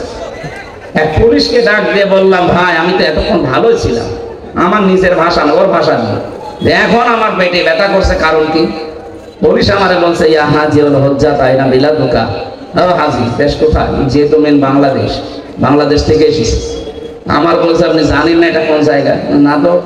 আবু জাহেলের বাড়ি। আপনি এখনো পায়খানা না করে দাঁড়িয়ে আছেন, তাড়াতাড়ি করে। আল্লাহ সত্যি ওর কথা মতো যে কাজ করে দেখে আমার পেটের ব্যথা ভালো হয়ে গেছে। আমার তো মনে হচ্ছে এরকমই কিছু সামনে হতে যাচ্ছে, নয়তো আল্লাহ ফা তিলকা দিত না। তিলকার আগে ফা আছে, যারা আরবি গ্রামার বলছে ওদের জিজ্ঞাসা করেন। বালাগাত মান থেকে ফা শব্দটা 13টা অর্থে ব্যবহার হয়। সত্যি যে সমস্ত ঘরে বসে দুর্বিসন্ধি হয়েছে জুলুম করার জন্য, ওই ঘরগুলো আল্লাহ বাস্তবে এভাবে দেখিয়েছে। ফা তিলকা বয়ুতুহুম, বাইতুনের বহুবচন বয়ুত, তার মানে এদেশে বহু ঘরে এরকম জুলুমের কথাবার্তা বলা হয়েছে, দুর্বিসন্ধি করা হয়েছে। এই আয়াতগুলো আমার মনে হয় সামনে আমাদেরকে আল্লাহ একেবারে খাপের খাপ, মমতাজের বাপ দেখাবে। এই কথা বলছে না? আমাকে রাগ হয়ে গেল। এই জন্য ধারণা থেকে বেঁচে থাকবেন, উল্টা পাল্টা ধারণা করবেন না কারো উপরে। যাদের উপরে আন্দাজে এরকম তহমত দিচ্ছে যে আকীদা খারাপ, আকীদা খারাপ, ওদের আকীদা পবিত্র কত আপনি টের পাচ্ছেন। আমি নিজে কাছে থেকে দেখেছি এই মানুষের আকীদা, বিশ্বাস, এদের যে আল্লাহর উপরে তাওয়াক্কুল, এই মানুষগুলোর যে ইখলাস, কাছে না থাকলে দূর থেকে খালি ফতোয়াই দিয়ে যাবেন। 5 দিন থাকেন তার কাছে, তার ইবাদতের মাত্রা কি আপনি এখনো টের পাননি। আন্দাজে সারা পৃথিবীর মানুষের মহব্বত আল্লাহ তার অন্তরের ভেতরে, তার মহব্বত সারা পৃথিবীর সৃষ্টি জগতের ভেতরে এমনি ঢুকিয়ে দেয়, কাজ করা লাগে। এক কথা বলছে না কেন? তার মতো চেহারার মানুষ নেই দেশে, তো তাদের উপরে তো মানুষের ভালোবাসা মহব্বত তৈরি হয় না। তৈরি হয় কেন? ইন্নাল্লাযীনা আমানু ওয়া আমিলুস সালিহাতি সায়াজআলু লাহুমুর রহমানু ওদ্দা। যারা ঈমান আনে, ঈমানের দামি অনুযায়ী যারা ভালো ভালো কাজের আঞ্জাম দেয়, এখানে সালেহ শব্দটা আছে। সালেহ মানে কি বলেন তো? আমরা অনেকেই মনে করি সালেহ মানে নেককার, ভালো না। শুধু এতটুকু না, আধুনিক ব্যাখ্যা হচ্ছে সালেহ মানে যোগ্য। সালেহ মানে কি? এই বাংলাদেশের সত্যিকার অর্থে যারা ঈমান এনেছে, ঈমানের দাবি অনুযায়ী তারা এমন সালেহ, এমন যোগ্যতা সম্পন্ন মানুষ তৈরি করতে চাচ্ছে যারা এই দেশটা চালাতে পারে। আমি নাম নিলাম না, আপনি একটু খোঁজ করে দেখেন। সালেহ শব্দের ব্যাখ্যাটা তারা বাস্তবে আজ দেখাচ্ছে। আজ আমাদের চিকিৎসা বিভাগে লোক নেই, তারা লোক তৈরি করছে। বিচার ব্যবস্থায় লোক নেই, তারা লোক তৈরি করছে। প্রশাসনে লোক নেই, তারা লোক তৈরি করছে। উল্টা পাল্টা লোক না, যোগ্যতা সম্পন্ন লোক। এই কথা বলে না কেন? সালেহ শব্দটা তারা বুঝেছে। আর এটার জন্য যাদের বই লেখাপড়া করা লাগে তাদেরও আকীদা খারাপ বলেন। এই সালেহ শব্দের আধুনিক ব্যাখ্যা পেয়েছি 20 শতাব্দীর মুজাদ্দিদ সাইয়্যিদ আবুল আলা মওদুদী রাহমাতুল্লাহ আলাইহি তার লিখিত বই থেকে এই মানুষগুলো এই ব্যাখ্যা পেয়েছে। এই জন্যই তো তারা এখন সালেহ শব্দটাকে বাস্তবে রূপ দেওয়ার চেষ্টায় আছে। আমরা শুধু মসজিদের ইমাম ভালো এটা জানি, মাদ্রাসার মুহতামিম ভালো, অধ্যক্ষ ভালো জানি, কিন্তু আমরা চাই ডাক্তারও যেন রাজশাহীর ডাক্তার ফাতেমা সিদ্দিকার মতো হয়, ডাক্তার যেন ফরিদপুরের ডাক্তার শাহিন জব্বারের মতো হয়, ডাক্তার যেন খুলনার ডাক্তার মতিয়ার রহমানের মতো হয়। এইরকম ডাক্তার বানাতে চাই, যোগ্য এবং সৎ। এই কথা বলেন না কেন? এই কর্মকাণ্ডে যারা নিজেদেরকে ইনভলভ করবে, আল্লাহ বলেন সায়াজাহালু, সিন দিয়েছেন, সায়াজাহালু লাহুমুর রহমানু বুদ্দা, সৃষ্টি জগতের ভেতরে একটা মহব্বত আমি আল্লাহ তার প্রতি তৈরি করে দেব। আমি তো বাস্তবে তাই দেখতে পাচ্ছি। লোকটা সেখানে যাচ্ছে আজ পঙ্গপালের মতো, মানুষ ভালোবাসায় একটু দেখার জন্য, শুয়ে দেওয়ার জন্য পঙ্গপালের মতো ছুটতেছে। তারা দেখা যায় না টিভিতে, তারা দেখা যায় না মোবাইলে। কোরআনে কারীম থেকে ৬৬৬৬, ৬৬৩৬ দুইটা মতই আছে। একটা মত আমরা মানি, ৬৬৬৬ মানেন। এর ভেতরে একটা মাত্র আয়াত পড়েছি, 4টা কথা আল্লাহ দিয়েছেন আয়াতের ভেতরে। এক একটা শব্দের ভেতরে লক্ষ লক্ষ কথা। ফি জিলালিল কোরআনে আমি জেলখানায় বসে বসে দেখেছিলাম, ওখানে জিলালিল কোরআনটা আর তাফহিমুল কোরআনটা পাওয়া যায়, অন্যান্যটা নেই। কারণ যারা তারা তো এই ধরনের মানুষ যায়, এরা যেভাবে হোক ঢোকায়। আমি জিলালিল কোরআন থেকে আজকে তাফসীর করছি। দু একজন যান, যুবক মানুষ যাবেন না, তাহলে কিন্তু সমস্যা আছে। হ্যাঁ, যুবক মানুষ যাবেন না, কারণ এখানে মেয়েদের অনেক মেয়ের পাশে জামাই খুঁজতে। কারণ আপনি যদি 1-1.5 ঘন্টা 2 ঘন্টা পরে চলে যান, ও বলবেন না এর কাছে মেয়ে বিয়ে দিলে মেয়ে জাহান্নাম যাবে। এই জন্য আপনি নিজের পায়ে নিজে কোড়াল মারবেন না। অন্তত কিছুক্ষণ বসেন, কষ্ট হলে 1-1.5 ঘন্টা আপনি যদি বসে থাকতে না পারেন, আপনার বিয়ে করলে আপনার বউ মনে হয় টেকবে না, শেষে সিরাজগঞ্জের বদনাম হবে। নাকি আমি আর নিচে নামলাম না, তেলাওয়াত করছি, জবান খুলে সবাই পড়বেন। আউযু বিল্লাহি মিনাশ শাইতানির রাজিম, বিসমিল্লাহির রহমানির রহিম, ইয়া আইয়ুহাল্লাযীনা আমানু রুকউ ইলা আখিরি আয়া। এই পর্যন্ত থাকাছি। এই ইরকাউ রুকু শব্দের যত ব্যাখ্যা আছে আমি টপ বটন চেষ্টা করব বলার। বাকি আসজুদু, ওয়াবুদু, ওয়াফআলুল খায়রা, এই 4টা। এখনো বেলকুচিতে 2টা মাহফিল আছে, এক জায়গায় আসজুদু নেব, এক জায়গায় ওয়াবুদু রাব্বাকুম। ওয়াফআলুল খায়রা এটা আরো বিস্তারিত। ভালো কাজ বলতে ধোঁকা খাই আমরা, ভালো কাজ কি আমরা এখনো জানি না অনেকে। আমরা চেষ্টা করব বলার। প্রথমটা শুরু করছি। আল্লাহ ডাক দিয়েছেন এখানে কোনো বেঈমানকে না, ঈমানদারকে। সুতরাং বেঈমান যদি থাকেন আপনি চলে যান, ওই যে চলে যাচ্ছে চলে যান। না না, বেঈমানের জন্য আজকের আয়াত না, আজকের আয়াত ঈমানদারদের জন্য। যান আপনি তাড়াতাড়ি চলে যান। এখন প্রশ্ন আসতে পারে, আমার যে ঈমান আছে আমি কিভাবে টের পাবো? আমার যে বিশাল জুব্বা গায়, আমার মাথায় পাগড়ি, এত বড় টুপি, আমার ঈমান নেই মানে না?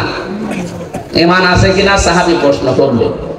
বিশ্বনবী বললেন, ইদা সাররাতকা হাসানাতুকা ওয়া সাআতকা সাইয়্যাতুকা ফাআনতা মুমিন। মুসলিম শরীফের হাদিস। যখন তোমার ভালো কাজগুলো তোমাকে আনন্দ দেবে আর অন্যায় কাজ করলে ভেতর থেকে একটা বাধা আসবে, তখন বুঝবে তোমার ঈমান আছে। আপনি এবার বলেন তো, যে আপনার অন্যায় কাজ দেখলে আপনার কি ভেতর থেকে একটা বাধা আসে? না, আসে না।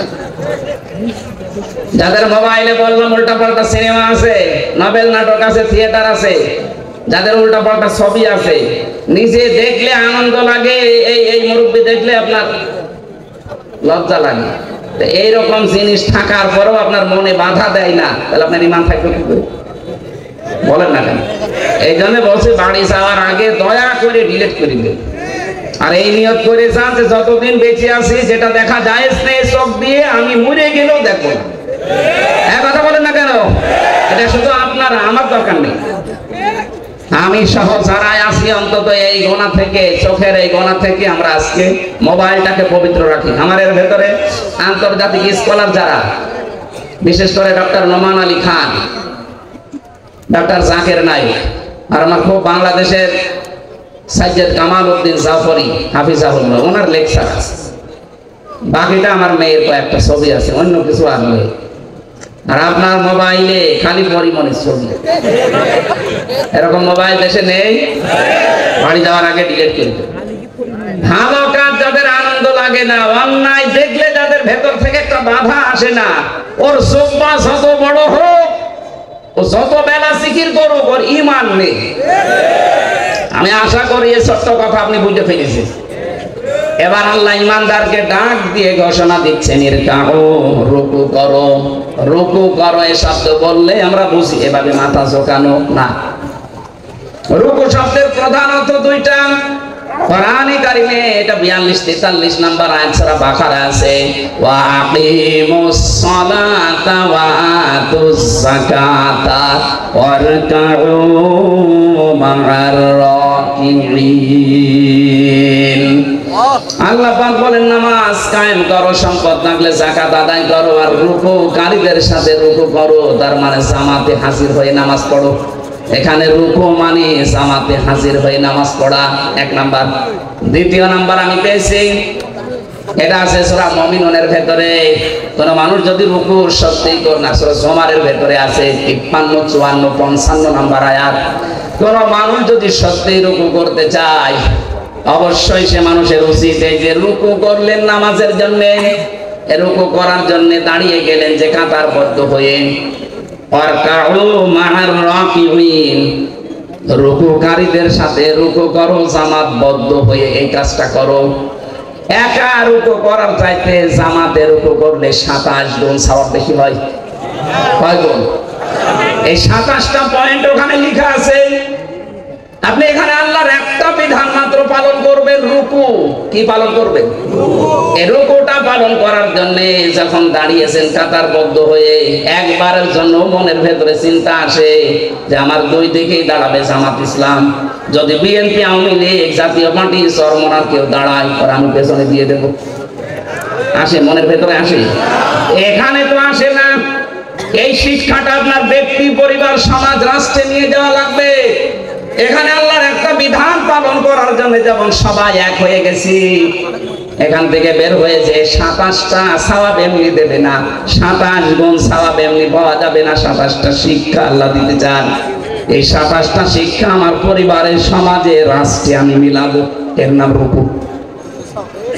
এই রুকু যদি আজ বাংলাদেশে আমরা সত্যি মেনে চলতে পারতাম, 27 গুণ সওয়াবের জন্য যারা এই ফজরের নামাজে কষ্ট করে উঠে শীতের সময় যান, এই 53 বছর সময় লাগার কথা ছিল না। রুকুটা বুঝলে 53 বছর আগে এই দেশের রুকু রাষ্ট্রীয়ভাবে কায়েম হয়ে যেত।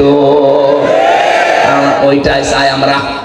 রুকু শুধু নিজে নিজে করবেন মানে জামাতবদ্ধ হয়ে রুকু করেন, পরিবার, সমাজ, রাষ্ট্রে সব জায়গায় আল্লাহর রুকু আপনি কায়েম করবেন। কোরআন পড়ার যে সমস্ত হক গুলো আছে, তার ভেতরে দ্বিতীয় হক এইটা, মান ক্বারাআল কুরআনা ফাস্তাযহারাহু, যে ব্যক্তি কোরআন পড়ে আর কোরআনকে যারা বিজয়ী করার জন্য চেষ্টা চালায়। এজহার মানে শুধু প্রকাশ করা না, এজহার মানে শুধু স্পষ্ট করা না, এজহার মানে দাঁড় করানো, এজহার মানে কায়েম করা, এজহার মানে প্রতিষ্ঠা করা, এজহার মানে বিজয়ী করে দেখানো। 53 বছরে আজও আমরা এরকম করতে আসি, কিন্তু কোরআনে কারীমকে আজও বিজয়ী করতে পারিনি। কথা বলেন না কেন? এটা অনেকে রাজনীতি মনে করে আপনি করে থাকেন। কোন কারণে থাকেন আমি খুঁজে পাইনি। কোরআন পড়ছে সওয়াবের নিয়তে, অথচ কোরআনকে ইজহার করার জন্য, বিজয় করার কোনো চিন্তা ভাবনা নেই। এগুলো বোঝাতে গেলেও বলে হুজুর এটা দুনিয়ার কাজ, রাজনীতি। এটা রাজনীতি হয় কি করে? ফাস্তাযহারাহু শব্দটা যারা বোঝে, অভিধান যারা বোঝে, আধুনিক অভিধান বেত্তা যারা লিখছে যে ফাস্তাযহারাহু মানে কোরআনকে যারা বিজয় করার চেষ্টা চালাবে, এই মানুষগুলো কোরআন পড়লে যে 4টা শর্ত আছে তাদের দ্বারাই আদায় হবে। কোরআন পড়তে হবে শুদ্ধ করে, কোরআন বুঝতে হবে, কোরআন নিজে মানতে হবে। 4 নাম্বার, কোরআন মানুষকে মানাতে হবে। এই জন্য আমরা যারা রুকু, আল্লাহর নির্দেশ, রুকু করতে চাই, এখন থেকে রুকু করলে যে 27 গুণ সওয়াব হয়, রুকুকারীদের সাথে রুকু করলে এই 27 গুণ সওয়াব নিতে হলে পরিবার, সমাজ, রাষ্ট্রে 27টা শিক্ষা মেলানোর দরকার আছে না নেই? পরিবারের শিক্ষা কি রুকু? সম্মানিত মা বোন যারা এসেছেন, দেখলাম বহু মহিলা বসে আছে বিভিন্ন জায়গায়। মা বোনদের রুকু হচ্ছে শুধুমাত্র মাথা ঝুঁকিয়ে না, এটাই শেষ না।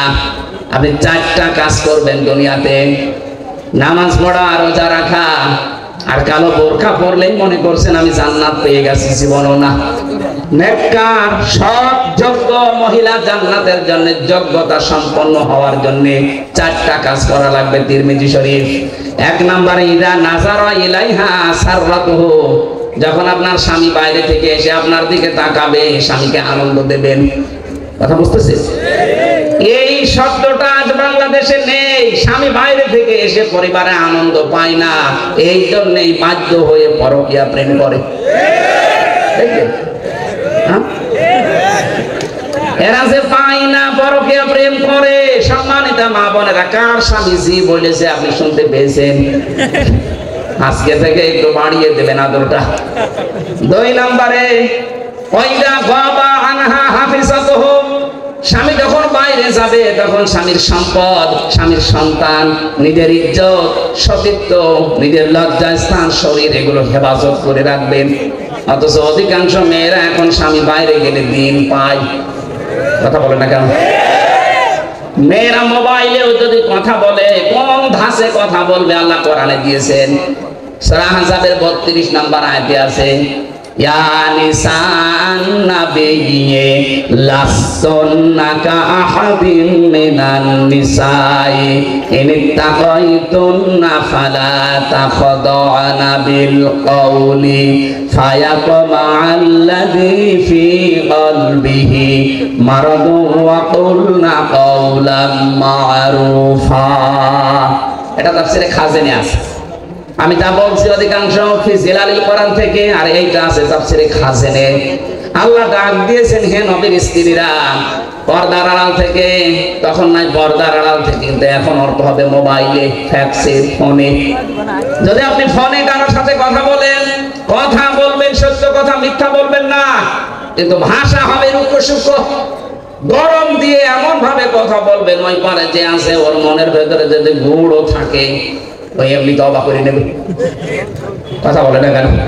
আর শুধু 14 জন পুরুষ বাদ দিয়ে, 14 জন পুরুষ যাদের সাথে আপনার বিবাহ করা হারাম, আপনার আপন ভাই, আপনার বাবা, আপনার বোনের ছেলে, আপনার ভাইয়ের ছেলে। আমি কথা বোঝাতে পারছি কিনা বলেন? এই 14 জন আছে সূরা নিসার 21-22 নম্বর আয়াতের তাফসীরে পাবেন। এই 14 জন পুরুষ মানুষ বাদ দিয়ে যদি কাবার ইমাম আব্দুর রহমান সুদাইসিও কল দেয়, আপনি কথা বলবেন সঠিক কথা, কিন্তু ভাষা এমন করবে। কথা বুঝতেছে? বলেন তো, স্বামী বাইরে গেলে এরকম করে মেয়েরা, আর দিন পেয়েছে, এমন কায়দায় কথা বলে, ওই পাশে যে আছে ও মনে করে কাজ হচ্ছে। 2 দিন 5 দিন 1 মাস 2 মাস পরে দেখা যাচ্ছে 2-3 সন্তানের মাকে নিয়ে উনি আল্লাহর রাস্তায় পালিয়ে গেছে। না, এটা করা যাবে না। 3 নাম্বারটা বলার জন্য আমি এর উপর ব্যাখ্যায় হাদিসটা নিয়ে এসেছি। এই ভালো করে শুনুন। অতুইনু আলা দীনি যাওজাতিহা, আপনার স্বামী যদি দ্বীনের কাজ করে, দ্বীন প্রতিষ্ঠার কাজ করে, মানবতার পক্ষে কাজ করে, স্বামীকে সময় দেবেন, স্বামীকে ছাড় দেবেন, স্বামীকে উদ্বুদ্ধ করবেন। কিন্তু অধিকাংশ মেয়েরা এই লাইনে নেই। ওর স্বামী দ্বীনের একামতে দ্বীনের কাজ করে, দ্বীন প্রচারে কাজ করে, মানবতার সেবা করে, আরো বাধা দেয়। আপনি নামাজ পড়ে রোজা রেখে কালো বোরকা পরে জান্নাত দিতে পারবেন না। 4 নাম্বারটা হচ্ছে, স্বামী যেটা পছন্দ করে ওটা যদি জায়েজ হয়, জীবন থাকতে আপনাকে ওটা মেনে নেওয়া লাগবে। আমি স্বামী, যত স্বামী এখানে আছে, প্রত্যেকটা স্বামী আমরা চাই বিয়ের পরে যেন আমাদের মা বাবা আমাদের সাথে থাকে। আমি খেয়ে থাকি না খেয়ে থাকি, আমার মা বাবার সাথে থাকবে। কথা বলে না কেন? 100টার 98টা মহিলা এটা চায় না। এটা চাই না, তার কারণ আছে, একে শুধু পানি পড়া দেয় এর মা আর ওর বড় বোন, এখান থেকে বারবার শুধু কান পড়া দেয়, কতদিন থাকবি, আলাদা হয়ে যা। এই কথা বলছে না? এরকম ছোট মনের বউ আছে? কার আছে হাত তোলেন তো? একজনের আছে। সম্মানিত ভাইরা, সম্মানিত মা বোনেরা, না আপনার রুকু হচ্ছে না। কিসের রুকু করেন আপনি? যে 4টা বললাম, একটাও মিলাতে পারলেন না। আশা করছি এই 4টা কথা মেনে নেবেন। এই রূপ যদি এভাবে আমরা পয়েন্ট আকারে দুনিয়াতে করতে পারতাম, এই পৃথিবীর চিত্রই পাল্টিয়ে ফেলতে পারতাম। আর আমরা ওই রূপই চাচ্ছি সামনে ইনশাআল্লাহ। আমি জেলে বসে মাওলানা মামুনুল হকের সাথেই ছিলাম। আমিরে জামাত ডাক্তার শফিকুর রহমান 4 দিন ছিলেন আমার সাথে। সেক্রেটারি জেনারেল অধ্যাপক মিয়া গোলাম পরোয়ার প্রায় 1.5 বছর ছিলেন আমার পাশে। এই সমস্ত মানুষ থেকে বিশেষ করে জীবন্ত শহীদ এটিএম আজহারুল ইসলাম, এই মানুষটাকে আমি 3টা বছর, উনি ছিলেন ফাঁসির কন্ডেম ছেলে। মাঝে মাঝে আদর করে আমাকে বই পাঠাতেন, প্রোডাক্টিভ মুসলিম, মধ্যম পন্থা, এমন এমন সুন্দর সুন্দর বই। ওনার কাছে প্রায় 150-র উপরে বই আছে। আমাকে বলতেন, হামজা আমি তো বাইরে যেতে পারি না, তুমি যদি যেতে পারো এই কথাগুলো জাতিকে পড়ে পড়ে শোনাবা। আমি আয়াত থেকে মধ্যম পন্থা, প্রোডাক্টিভ মুসলিমের উপরে, বিশেষ করে মুক্তিপণ এই আয়াতের উপরে আমি সাবজেক্ট বানিয়েছি। সামনে সময় আসবে ইনশাআল্লাহ আমরা বলবো। এই যে ওয়াসজুদু ওয়াবুদু ওয়াফআলুল খায়রা, প্রত্যেকটা শব্দ চিন্তা ভাবনা, প্রতিটি শব্দের ভেতরে লক্ষ লক্ষ কথা আছে। আমরা তাফসীর আকারে আবার সামনে কথা বলবো। আজকে তো মাহফিল 3টা চলছে, আমার শরীরও আর পারছে না, আর প্রায় 1.5 ঘন্টা হয়ে গেছে।